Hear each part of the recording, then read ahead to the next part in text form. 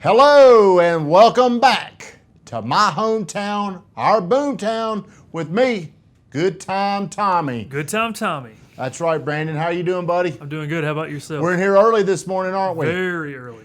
Had to get you out of bed for a very special guest who's an early morning riser. I like this cat. I do too. So I'm very thankful I got you out of bed. You text me at 6:30 saying, hey, I'm up and at 'em on my way in here. So it's a little drizzly outside today, but we're gonna have a good time in here. Speaking of good time, I've been noticing lately that you've really been owning this Good Time Tommy thing you call yourself.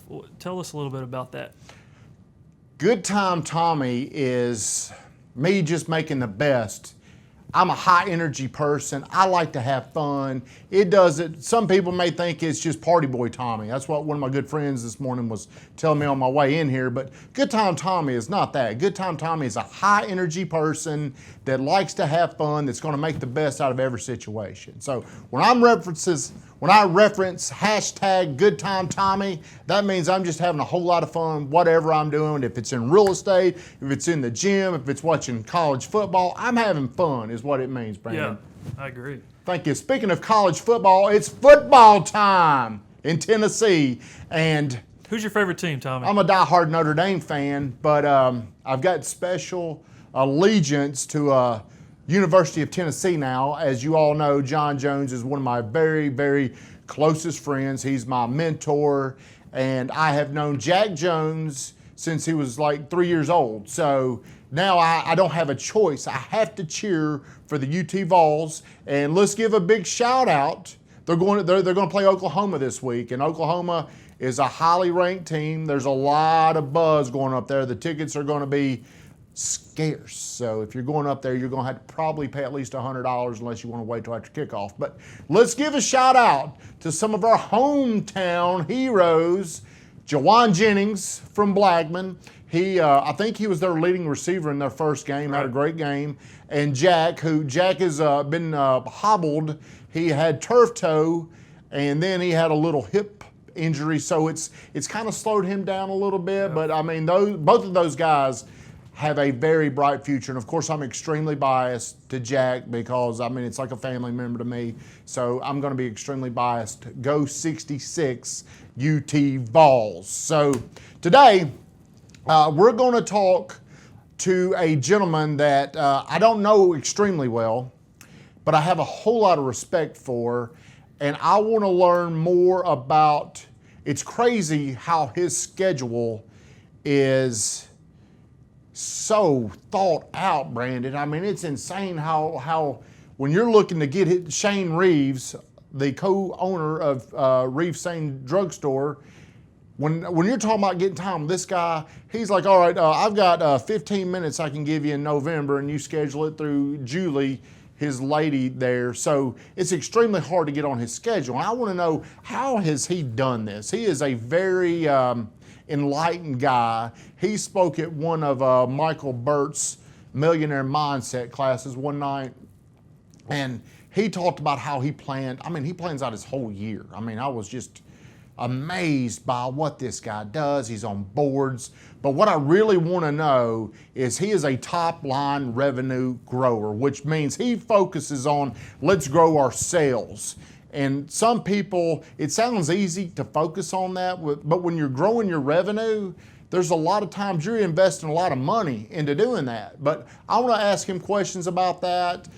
They did sell part of their company. I don't know what part, but hey, $66 million worth of it. So I want to ask him questions like that and may get into some of his personal beliefs. But when we come back, Mr. Shane Reeves is going to come on here, and I'm telling you, you guys are going to be fascinated by the time this interview is over. So we'll be back with segment 2. Thank you.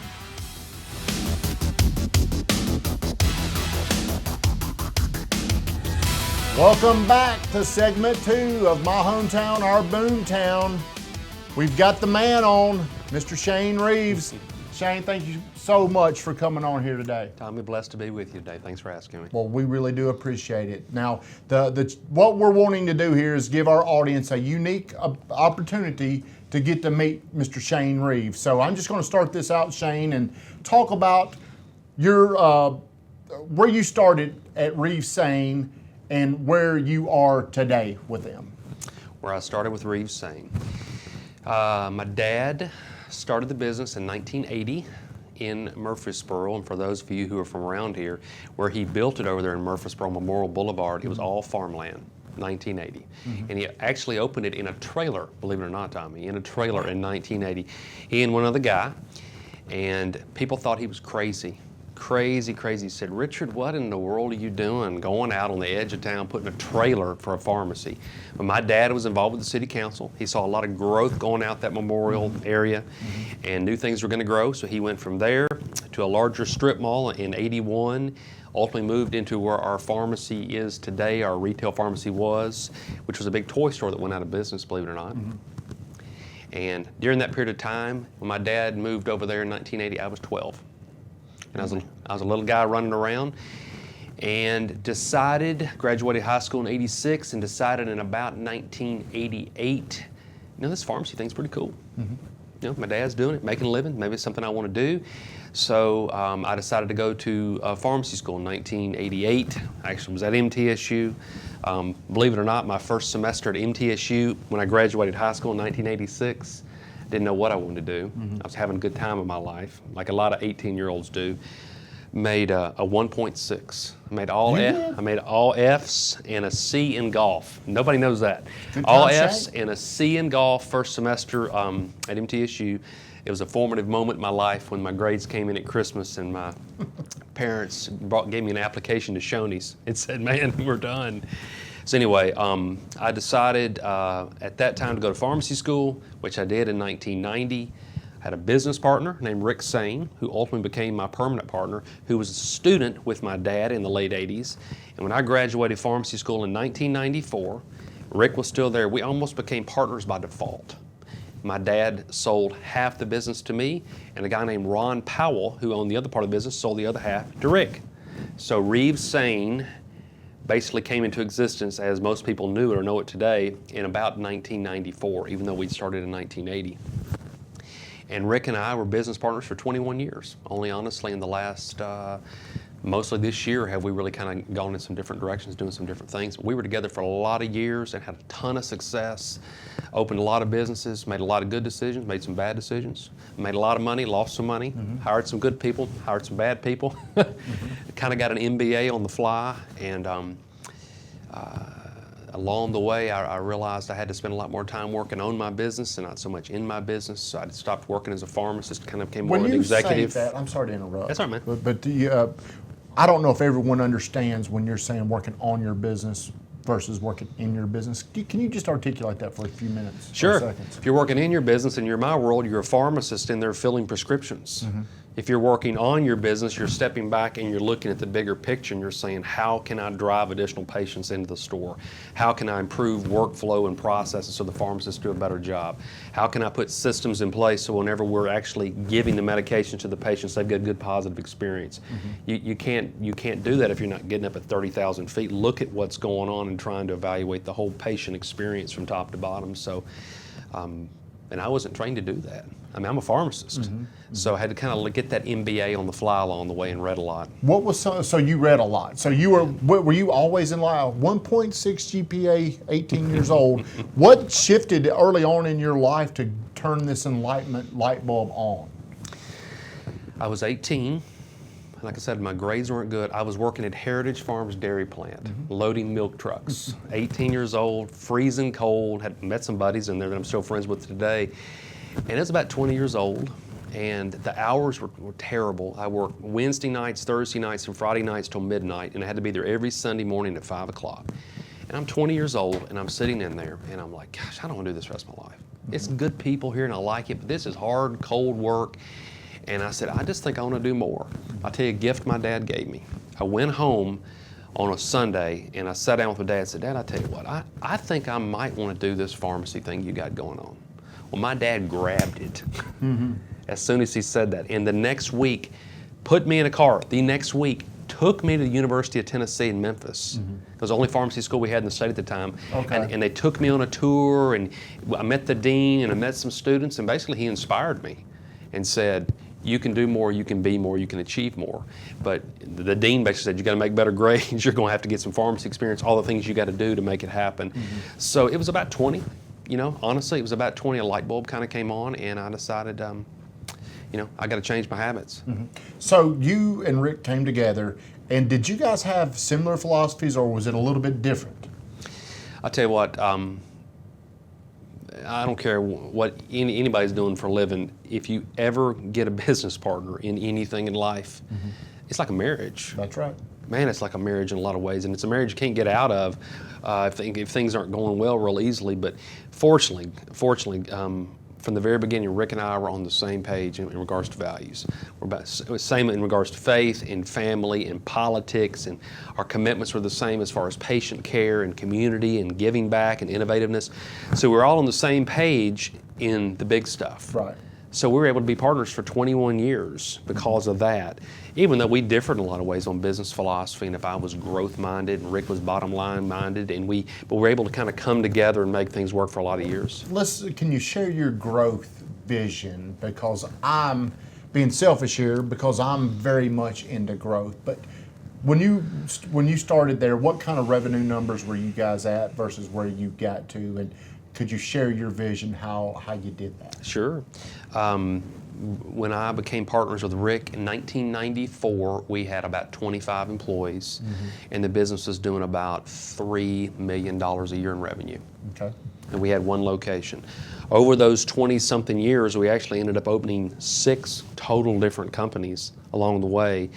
And when we sold part of our business earlier this year, and when we actually sold part of our business earlier this year, we had probably 250 employees and doing a couple of $100 million a year in sales. A couple $100 million? Yes, in sales. What were some of the catalysts that was in your vision that you saw play out? Like, I'm going to execute this, and can you kind of articulate those strategies? As far as how we grew, you mean? Yeah, yes. What some of your plans, because I know you plan this out, I'm sure. So if you were doing another business, give us kind of your growth strategies, your fundamental beliefs. Well, I'm doing that right now. You want to talk about what we're doing right now? You want to get in that at this point? Go ahead. So I'm doing that right now, and I feel like the first place you've got to start as an entrepreneur, as a business person, is you got to get clarity. You got to get real clarity about exactly what it is you're trying to do, because you're going to face so much uncertainty. I mean, I don't care if you're in healthcare or if you're in banking or if you're in real estate. Right. There's so much uncertainty in the marketplace that you can't control. So you got to get clarity, and for me, that meant answering these questions. Question number 1 was, why am I doing this again? And this drives growth, so hang in there with me. Why am I doing this again? What difference am I trying to make in the world? If I go out of business, who cares? And so for us, what I'm doing now is I'm really answering that why question. Purpose. It's our purpose. It's inspiration, okay? And I can get into that if you want me to in a little while. The second question I had to answer is what? What is exactly we're trying to accomplish, which is our business model. I've created a whole new business model in our new company. Again, that's clarity, so when you kind of get crazy in the uncertain world of business, you can kind of go back to inspiration, and you can kind of go back to this is the business model. Then the third thing is who.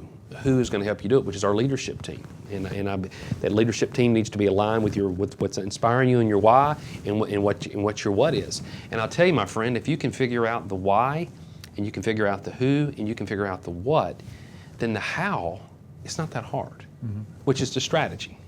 That to me, that's not that hard. You just got to decide what you want to do in these areas, and then the how you can get almost obsessed with the tyranny of how, the tyranny of strategy. How am I going to get there in a lot of ways? But I think if you figure these other things out, and you add lots and lots of value in the marketplace, and you continue to try to give people a good experience in these other areas, the growth kind of comes. Now, yes, you need to be intentional, and we can talk about growth strategies, but I think you got to answer those other 3 questions first. When you guys were growing, were you guys taking a whole lot of risk? Did you feel like at the time? Yeah. Financial risk? Yeah. Or? I think at the time, it's all in perspective. I think at the time we felt like there was a lot of risk that was being involved. We had multiple loans at multiple banks. Rick and I went through some years where we had to, our big drug wholesaler, we had to kind of cut a special deal with them to help us fund the drugs early on, the meds early on, in a unique way so we could get cash flow. So we had lots of risk. But you just can't win without it. You got to take some chances. Right. You just got to take some chances to get out there and make it work. Very seldom do things just fall in your lap. Okay. Well, guys, we're going to wrap this segment up, and we're going to come back. But before we wrap this one up, Shane, is there anything that you'd like to cover early on in your days that we did not address in segment one?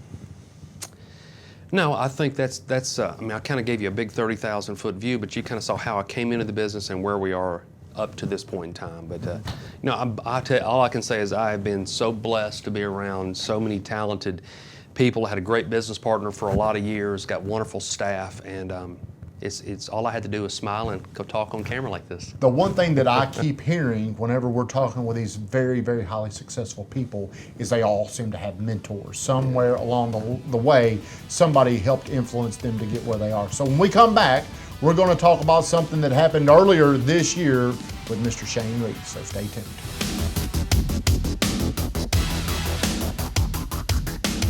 Welcome back, guys, to segment 3 here with Shane Reeves. And in this segment, I'm going to ask him a question that a lot of people probably want to know in our community. In March of this year, it became public that you sold part of your company. Is the way, you know, I probably can't articulate that the right way, but I just know what I read. You sold $66 million. Is that the right? That's it. $66 million of your company was sold this March. Could you elaborate, or could you tell us a neat story about this process, or how this came about, or just whatever you can tell us about that? Sure. You know, I think I said earlier, healthcare is an uncertain way to make a living, like everybody's industry is. It's just uncertain in a lot of ways. So my business is 35 years old. I said Reeves Saint started in 1980. Rick and I have been partners for 21 years. So along the way, there were, as you can imagine, as our businesses grew, I mean, Rick and I have had opportunities to sell parts of our business for years, for many, many, many times. But here's what happens. Here's what happens. When you own multiple companies, at any given time, you might have one company that's just flourishing, making a lot of money. You got one company, and at least in my world, that was growing. Then you might have one company that's kind of tagging, kind of languishing a little bit. So you don't want to sell your company on top, because your company on top is the one that's funding the growth company and supporting the falling company. So Rick and I never really could justify letting the top companies go. And then something happened that we really had never anticipated. Like I said, we own a few different companies. We have a drugstore, we had a medical equipment, or respiratory, infusion, long-term care. We had 4 companies. In March of 2012, a little over 3 years ago, we have a friend who approached us and wanted to open up a specialty pharmacy. And I won't get into the weeds and what that is, but it's a real unique kind of pharmacy that's selling real expensive, customized drugs to people with chronic disease states. So it's things like hepatitis or multiple sclerosis or Crohn's disease. But the drugs are $30,000 a month. Big bucks. It's specialty drugs. It's real expensive. So we started that in March 2012. And Tommy, it did something that has never happened with Rick and I before. It took off like nothing we have ever been part of. It was the right product, the right time, right everything. So between March of 2012 and the end of December of 2012, it grew to the point that its revenues were basically bigger than everything else we had combined. Everything in 9 months, give or take some. So I said, my goodness. So we moved that business to Spring Hill. Well, here's the one thing that most people don't know. So this is news flash stuff right here. You get it here first. This thing, very few people in the community know, because the number one question I get asked all over town right now is, so why'd you sell your business to Fred's? How did that all happen? Well, when we opened up that specialty pharmacy business, Rick and I and our friend and partner who helped us with this, we opened it literally under the corporation of Reeves Saint Drugstore. We opened it kind of in a back room. That's what you do when you're an entrepreneur. You find a closet, you open a business in it. So you made it work. And as it grew, we then moved that business kind of under that same corporation to Spring Hill.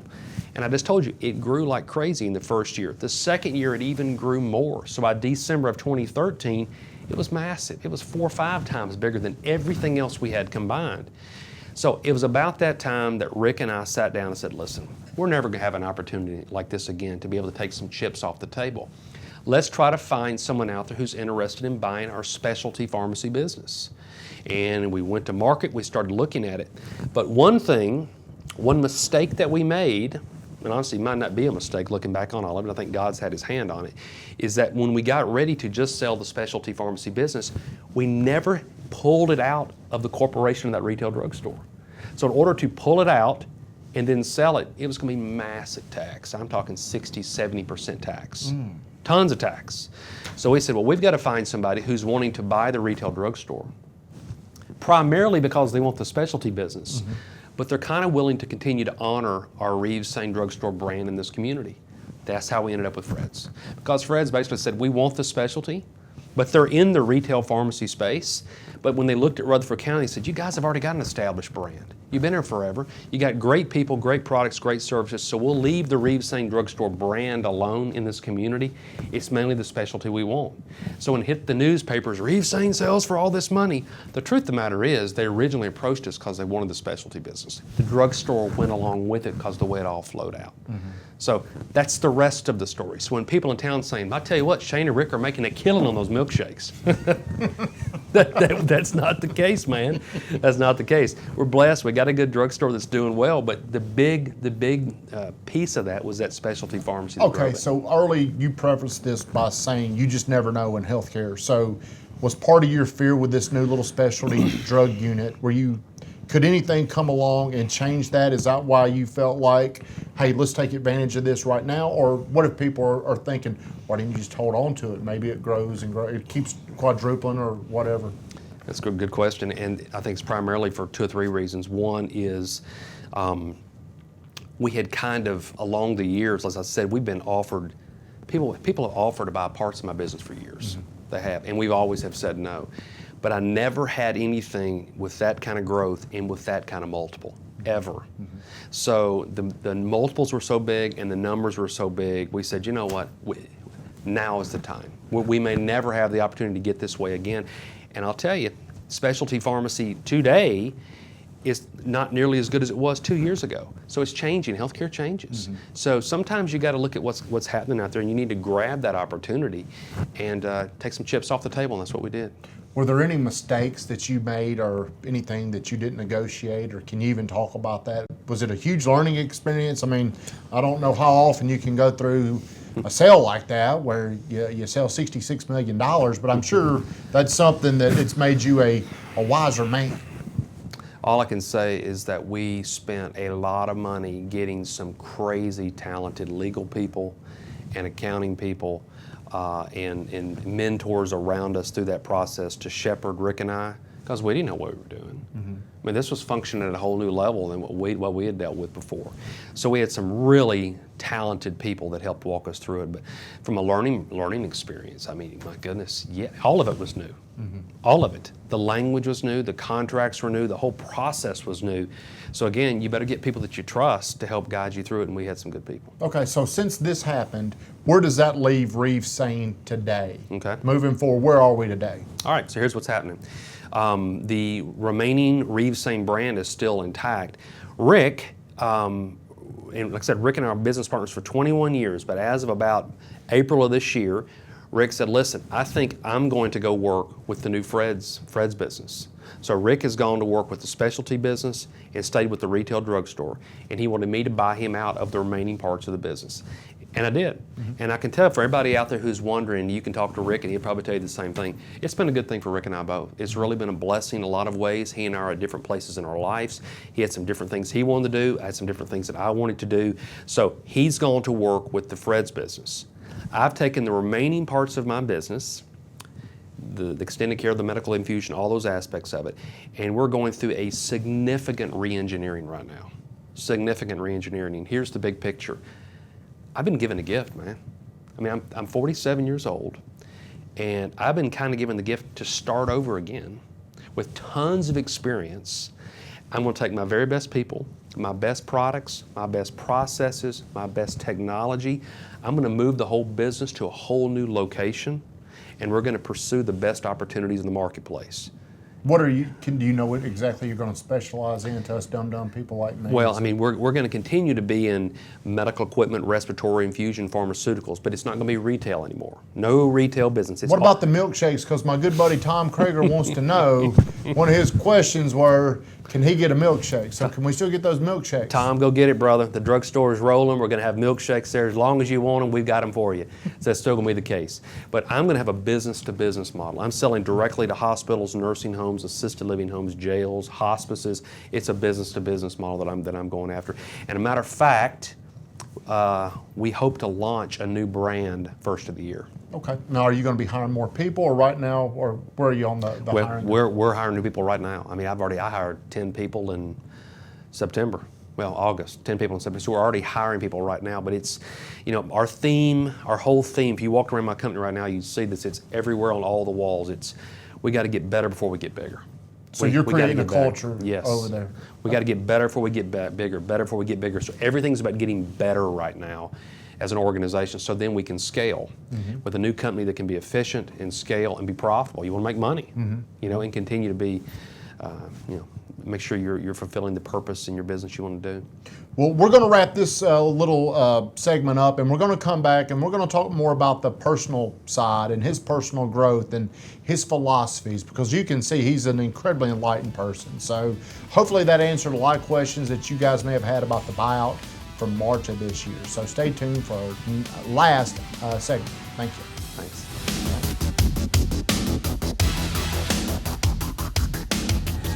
Welcome back to our last segment of My Hometown, Our Boomtown. We're going to transform over to Shane Reeves' personal growth strategies.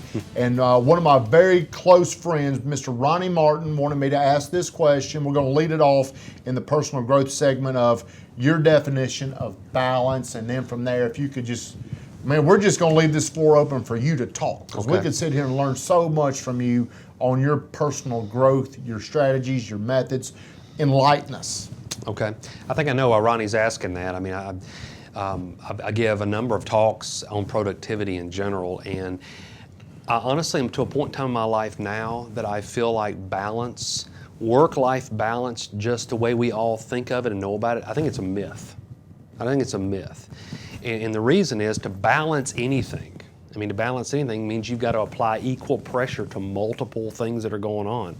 Personal, professional, financial, spiritual, emotional. You got to keep everything up in the air at the same times. But to really be successful in things sometimes, you got to push hard in a certain area. So for instance, if you decide you want to run a marathon because physically you want to get stronger, I guarantee you during that period of time, it's going to impact your family. It's going to impact your business. It's going to impact your finances, different things that are going on. So to me, it's more just about trying to keep tension in certain areas, trying to hold it all together and to make it all work. Now, I think balance is worth trying to achieve, trying to have balance in certain areas. But to me, the real trick is to keep tension in certain areas and to surge and rest. Surge and rest. I don't know about you, but I got to do that. I have to surge for about 4, 5, 6 weeks, then I got to take a break. What do you mean by keep tension in all these different little streams of your life? What does that mean? Well, that means I can't let go of my family while I'm running a marathon. I can't let go of my business. I got to hang on to what's happening in those certain areas. So if I'm going to go train for a marathon, for those of you who've run a marathon, it's 20, 30 hours a week. It's consuming. It may not be that much. It's a lot. For me, it'd take 20, 30 hours because I'm not a good runner. But for most people, it's very time consuming. And so you have to keep tension. So can't ignore my wife or my children. I've got to stay somewhat plugged into my business. For my spiritual life, I better stay somewhat plugged into things from a values perspective I care about. I can't just abandon it. That's right. That's all I'm saying. Just hang on to them in a lot of ways while you're surging in certain areas. But again, I find if I want to, my business is in a moment right now. I'm pushing my business so hard right now. I'm pushing. Well, there are other areas of my life that I'm not putting everything in. My health's one of them. I'm working out about 3 days a week. I got a trainer about 3 days a week, going about 45 minutes to an hour. That's about all I've got to give it right now. I've got tension in that area. I'm making it work because my business is taking 60 hours, 70 hours a week to get it where it needs to be. That's all I'm talking about. So what are your main focuses? I know you've got a lot going on with work now. So tell me what type of What are you pushing there? Tell us what your life looks like in that particular stream, we'll call it. Well, our business is going through a massive re-engineering right now. And I'll tell you one of the newest things that I've just done as part of my business being re-engineered, which is pretty cool. We're reading a book called Scaling Up. Got everybody in my leadership team reading a book called Scaling Up, which basically says if you get the people right first, then you can move to strategy. Then once you get your strategy done, then you can move to execution. And then once you've executed, you better worry about cash because you're going to be growing so much you're going to have a problem. Well, so I'm scaling up my new company, which we're going to really launch big for next year. A lot of it built around the framework of that book. But one of the neat things I did, which again I think the people out there who listen to this might think this is cool too, we took everyone on my leadership team. There's about 26 of us just on my leadership team alone, below my C-suite. I made everybody give me a one-sentence job description. I said, so literally hanging on my wall in my office is everybody's name with a one-sentence job description, and that's it. And for no other reason in the world to give you clarity and to give you focus. And what I tell them is, I said, whenever you got the world coming at you and you got complexity hitting you from all different angles, almost imagine that thing's like a glass on the wall and you get a hammer and you break it and you pull it out and say, if I'm not doing this one-sentence job description, then I'm not fulfilling my role here inside this organization. So my one-sentence job description, what I'm doing nowadays, is I'm really focusing on 4 areas. I'm focusing externally on business development and networking and public policy. And I'm focusing internally on people development and just casting vision and encouragement. That's really all I'm doing nowadays. And as long as I'm doing those 4 or 5 things, we're winning. Where I get in trouble is when I get pulled off into some automed machine that's running pharmaceuticals and I'm trying to weigh in on what kind of new device we need. I'm not good at it, number 1. And number 2, I've got super talented people that are in that space. I need to focus on my job description. So Monday through Friday, that's the space I'm in right now in driving strategy for the future in a lot of ways. What would you say your number 1 strength is? Strategy, brother. Strategy. Man, guy. I'm a strategy guy, big time. And I have been. I mean, unique ability, the Dan Sullivan concepts. I mean, I've gone through all of it, and I am naturally very good at looking around corners and really creating an end in mind process, and then creating a step-by-step process, 1, 2, 3 year to get places. I'm very good at that. How do you plan? Now, to get you on this show, I mean, we're looking at months. I mean, we don't just call Shane, hey, can you come over here next week? So you do a unique calendar. It's an entrepreneur. What do you tell us about your Again, schedule? that's another strategic coaching program I went to years ago. It's called the Entrepreneurial Time System. Mondays, for me, this is how I use it. Mondays and Fridays are buffer days for me. So I don't take appointments on Mondays and Fridays. Mondays are all about planning my week. That's all I do. Tuesdays, Wednesdays, and Thursdays are my focus days. And those are the days that I'm doing the things that I just listed that make money for my company. I'm selling, I'm doing business development, I'm doing strategy, I'm doing internal people development, I'm doing public policy, I'm networking. I mean, I'm leaving you to go speak to a group. I mean, that's what I do Tuesday, Wednesdays, and Thursdays. If it was Friday, I probably wouldn't be sitting here with you. Or I probably wouldn't be going to speak to somebody. So by the time I get to Thursday night, I'm exhausted. So I need Friday as a buffer day to kind of recover and check emails, check things, get myself back on track. And then Saturdays and Sundays are my free days. I try my best to turn this thing off. Don't check emails all weekend. I mean, to try to disengage, be present with my family, be present with my community, my church, things that are going on. Now, how disciplined to this Friday can you be because you're trying to expand this new company and it's a business-to-business relationships that you're trying to develop. If one of these big business opportunities call you, are they going to be able to get a hold of Shane Reeves on those days, or is it going to be impossible? Well, I tell you, I've actually got some pretty unique ways for people to communicate with me nowadays. If you call my cell phone or you call my office phone, the first thing I do in those areas, I say, you can leave me a voicemail, but honestly, I am so bad about getting back on voicemails because everybody knows if you get 15 voicemails, it can take you 2 hours to call everybody back. So what I do is if people call me on my cell phone or they call me on the office phone, I drive everybody to email in my world. And I check email 3 times a day. I check them at 8 o'clock in the morning, I check them at 1 o'clock, and I check them at 5 o'clock. And I respond to those emails. I have a process I go through to respond to them. But when I respond to them, they all automatically go out at 5 o'clock. So I don't get in that merry-go-round where you're sitting there working with Tommy Davidson and you're going back and forth on 16 emails all day long. So I touch them one time, thoughtful answer, delegate what I need to, and it all goes out at 5. Man, so I'm able to manage lots of people, a lot coming at me, and I'm responsive to everybody, but I don't have to deal with everybody right this minute. Now, somebody has to have me. Yeah, I got processes to do that. Got an executive assistant that you can go through, and she can get me. You call me on here. I tell you to text me on. Yeah, of course I'll call you back. I mean, I have to be available to my family and to customers and people that need me. But what I generally find is that most people, if you kind of give them the parameters of what your life looks like, and you say, I want to be the best I can be, I want to flourish for you. If you can contact me in this window here, I'll be better for you. And people will respect that. Now, how far do you schedule out? Honestly, how far is that scheduled when you're looking at your calendar? I mean, do you schedule out? 90 days. 90 days. I do a quarter at a time. Okay, so I thought maybe it was a year because I thought Well- your vacations may have been planned out a year. Well, I mean, I got kids. So I do fall break, spring break, summer break, winter break. We know those things. But I mean, as far as the intense part of my scheduling, it's 90. I do a quarter at a time. Okay. So, but like if somebody called me today and said, hey, Shammy, I want you to speak somewhere next February, yeah, I'll stick that on the calendar. Okay. But I'm talking about the intense part of my schedule, I do a quarter at a time. Okay. So right now, Shane Reeves, what are you really valuing, and not your core values, but where are you right now? What is your vision? What is your goal right now today that you're the most focused on? You're talking about in business?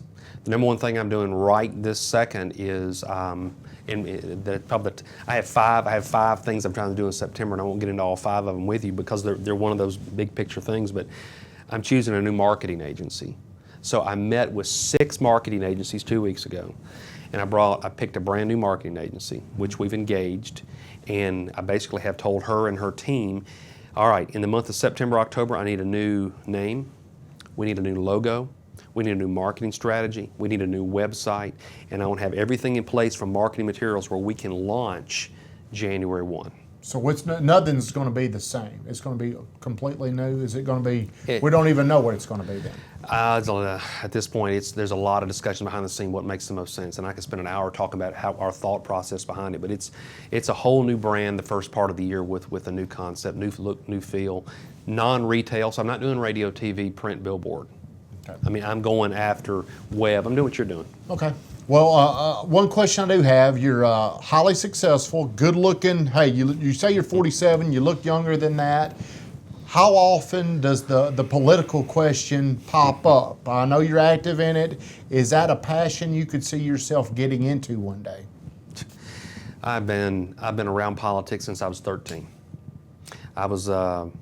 I turned 13 January 18th, 1981, and my parents missed my 13-year-old birthday because on January 20th, 1981, they went to Ronald Reagan's inaugural. Mm-hmm. And my dad told me, he said, son, someday you'll understand. And at the time, I was upset and I was throwing a tantrum as a 13-year-old. But looking back on it, it kind of planted some seeds in me. My dad was involved with politics. So for 30 plus years, I've had it, service is one of my core values, and I've had it in my blood to want to do it for a long time. And I've had the opportunity to run for every single office you could possibly imagine along the years at all the different levels. And honestly, Tommy, it's all come down to, at the time, politics is so much about timing. Not just political timing, whether or not you can get elected. So much about your life, about timing, because there's sacrifices involved with that. And I honestly have to you have to weigh out regrets. So if I would have run for Congress a few years ago, and I'm in Washington right now, I wouldn't have sold my business like I just did and had some big opportunities like that that's wonderful for my family and a lot of people that work for me. So thank goodness I didn't run for Congress a few years ago. I might have won. Think of all the stuff that I've been stuck with. So to me, it has a lot to do with just trying to find the right time. So is it possible someday? Maybe. You can't turn that off. Mm-hmm. It's not like I can just say I no longer want to serve publicly in some way. So possibly at some point in time, but right now my focus is my faith and my family and my business and my health and serving where I can. And we'll see, man. We'll see. We're going to wrap it up, but the one last question I want to ask you throughout this whole interview process, has there been any question that I have not asked you that you would like to enlighten us with? Is there anything I haven't missed that's important to you? Read, find great mentors in your life, and find people that you trust, that you can be mentored by, mentor other people, give back, be kind, and I think sometimes we all get so hung up on the end in mind and the journey and where we're going. And I'm an ambitious guy with a lot of goals too, but let's not miss the journey. I don't want to miss my 16-year-old, my 13-year-old, my 8-year-old little girl, and my marriage and where I am in my life right now. I want to embrace the journey along the way. And if I get the goal, great. And if I don't, I still had a good time along the way. So anyway, I've been blessed to be with you, man. Well, this has been a great interview. Thank you so much for coming on. Guys, I hope you got as much out of this as I did. So thank you so much for tuning in. Have a great day. Thanks.